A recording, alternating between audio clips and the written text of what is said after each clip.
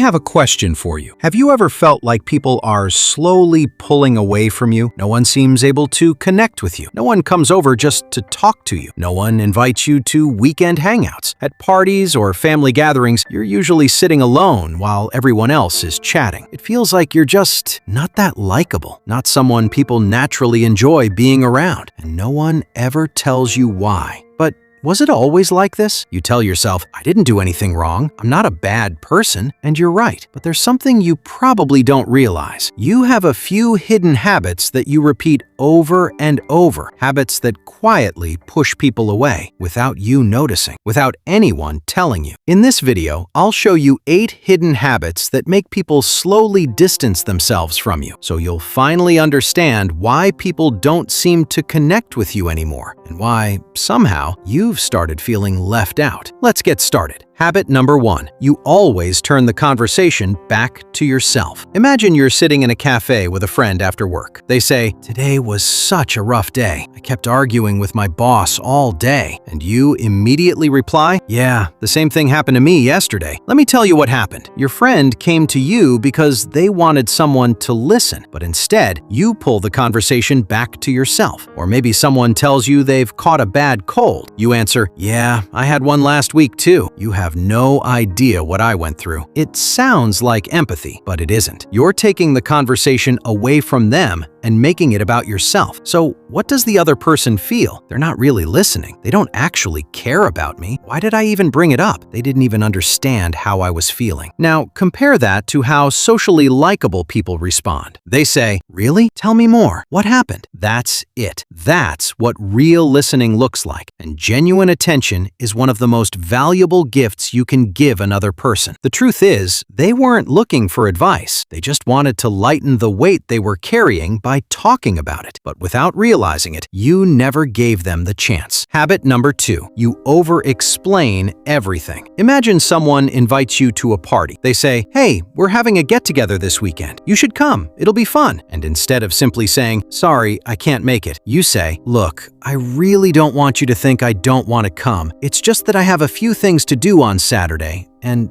honestly, I've been exhausted all week, and I already had another plan." When a simple, "No, I'm sorry, I can't," would have been enough. So why do you do this? Because you're afraid of being judged. You're afraid they'll be upset with you. You're afraid they'll think you're a bad person. But the other person experiences it very differently. They start feeling exhausted. They think, "Why are they explaining so much? It almost sounds like they're making excuses. They're probably just trying to get out of it." Your intention is to avoid hurting their feelings. But ironically, the more you justify yourself, the less confident and trustworthy you appear. Too much justification doesn't build trust. It slowly destroys it. Habit number 3. You're a people pleaser, then you become passive-aggressive. A friend asks you for a small favor, and as always, you say yes. You always help. You always agree. You always put other people first. But then you add comments like, "It's fine. I'm used to carrying everyone else's problems anyway." Or, "Don't worry, you just relax. I'll take care of everything." Those words sound generous, but underneath, they're sending a different message. You owe me. You should feel guilty. I'm the one who saved you. So what does the other person experience? At first, they feel guilty. Then they get tired of feeling guilty. And eventually, they start avoiding you. They think, "They did one small favor for me, and now they're making me feel bad about it." It's even worse if you make those comments in front of other people. Even if you're just joking, they may feel embarrassed. And moments like that tend to stay in people's memories for a very long time. Emotionally healthy people do something different. If they can't help, they simply say no. They don't say yes and then punish the other person with guilt afterward. Habit number 4. You take your anger out on other people. Imagine you've had a terrible day. Your boss treated you badly. Maybe your teacher embarrassed you at school, or traffic completely ruined your mood. Then you get home, or meet up with a friend, and immediately start unloading everything. You complain about everyone.